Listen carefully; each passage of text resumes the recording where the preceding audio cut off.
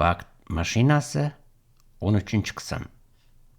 1933-yil Toshkent GPU 4-izolyator.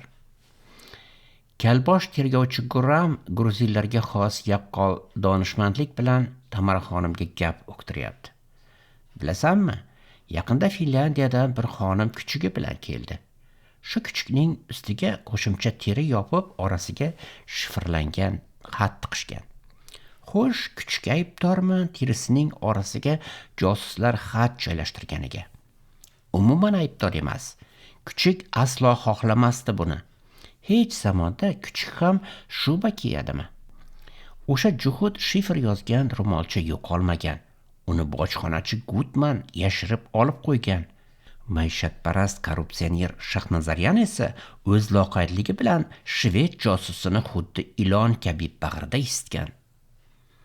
Tamaraxonim Shahnazaryan va Gutmanga qarshi ko'rsatmani imzoladi. Guram sovqotgan qo'llarini ishqalab, ana bo'ldi dedi. Bilasanmi, nega men atayin Moskvadan keldim? Seni asrash uchun. Tbilisi garkom sekretari Muxlising ekan. Mani chaqirib Toshkentda yaqinda tog'dan tushgan yarim yovvoyilar rahbarlik lavozimida yuradi. Ular san'atni tushunmaydi. Sen borib xonimni avaylab asra dedi. Men qo'limdan kelganini qildim. Holbuki kontra deb seni surgunga yuborishlari, shpion deb otib tashlashlari mumkin edi. Unday bo'lmadi. Men Xorazm obkomi bilan gaplashib qo'ydim. Hozircha gaplar bosti bo'lguncha bir muddat Toshkentdan uzoqda turib tur. Borib Xorazm teatrini ko'tar. 1984-yil aprel Toshkent Nizomiy institutida. Institutni o'rab olgan ichki ishlar xodimlari Irina va o'g'il kiyikdan hujjat so'radi. Fanlar akademiyasi guvohnomasini ko'rsatgan o'g'il kiyik nima bo'ldi deya militsionerga yuzlandi. Qrim-tatar fakulteti studentlari o'z yurtiga ozodlik talabi bilan miting uyushtirishgandi. Xo'jalik ishlari bo'yicha prorektor yordamchisi o'g'il kiyikni sanepidstansiya idorasi xodimi deb ishondi. O'zim borolmayman, bitta talabani qo'shib yuboraman. Eshikni ochib bersa, dezinfeksiya qilganingizdan so'ng yana qulflab qaytardi. Irina taksi tutdi. Bo'yniga oq sochiq tashlagan taksichi Muhabbat Shamayevaning ovozi yangrashi bilan radioni o'chirib, keta-ketguncha yahudiylarni so'kib bordi. Mashina Novomoskovskaya krugida aylanib to'xtadi. Taksometr 1.60 yozgandi.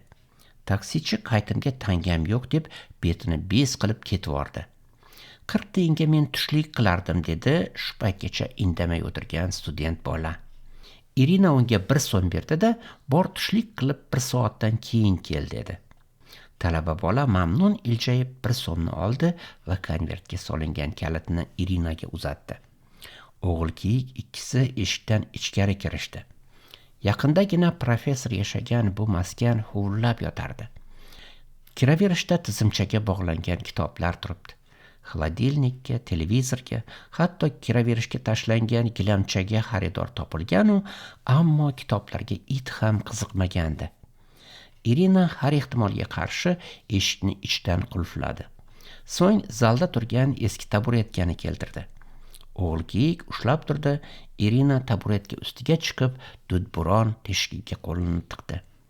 Mo'rining ichida ilgak bo'lib, shu ilgakka bir tuguncha osilgandi. Irina anchayin og'ir, qurumdan qorayib ketgan tugunchani teshikdan sug'urib olib, o'g'il kiyikka uzatdi. Taburetkadan tushgach esa qora kuya tekkan qo'lini oshxona rakabinasida chaydi. O'g'il kiyik tugunchani ochdi. Ichida sarg'ishga monand qinarang charm sumka bor edi. Sumka ustiga qizil fil surati tushirilgandi. Voh voh dedi o'g'il kiyik. Sumka ichida bel rezinka bilan bog'langan 10 so'mliklar bor edi. Pulni Irinaning uyida sanaydigan bo'lishdi. O'g'il kiyik o'zi bilan keltirgan jigarrang soldat ryukzakiga pulni soldi. Ko'chaga chiqishdi. Tishini kavlab kelayotgan student bolaga kalitni berib, o'zlari taksi tutib, Lisunova tarafga qarab ketishdi. Uyga yetib borgach, Irina dushga yo'naldi. O'g'il kiyik esa chordona qurib pulni sanashga kirishdi. Kalantarov o'z xotiralarida sal adashgan edi. Sumka ichida 37 ming emas, balki 36 400 so'm bor edi. O'sha davr uchun astronomik summa edi bu. Nihoyat teleportatsiya loyihasi moliyaviy ta'minlangandi. Uyga o'g'ri tushsa topa olmasligi uchun pulni eski buzuq televizorning ichiga yashirishdi. Irina atvertka bilan televizorning orqa qopqog'ini ochdi. Joy egallagan 6 ta lampani sug'urib oldi. Faqat kineskop qolgandi. Pullarni gazetaga o'rab televizor kineskopi atrofiga terib chiqishdi. Bir pachka 10 talikni ajratib olgan Irina televizor orqa qopqog'ini yopib, shuruplarni qotirdi. Fil surat tushirilgan sumka o'g'il kiyikka tegdi. Shu payt eshik taqilladi. Qizlar bir-biriga qarashdi. Ular hech kimni kutmayotgan edilar. Siz yozuvchi va rassom Shuhrat Bobojonning Vaqt mashinasi audio kitobi 13-qismini tingladingiz. Davomi bor.